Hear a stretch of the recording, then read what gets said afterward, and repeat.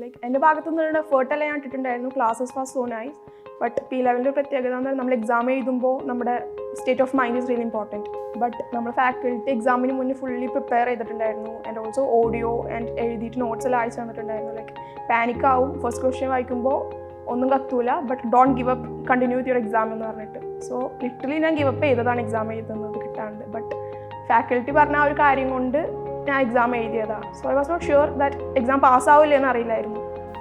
കിട്ടൂല വിചാരിച്ചതാണ് paper. But due to the quality of class and effort I put the result is that. അതുകൊണ്ട് ഹാപ്പിയാണ്.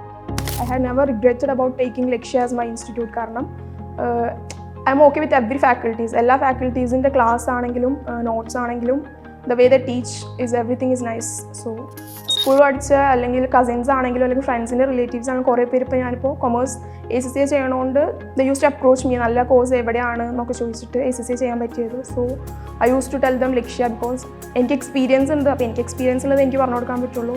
So I had a good experience in Lakshya for ACCA. So I do recommend them and I will also recommend them in future.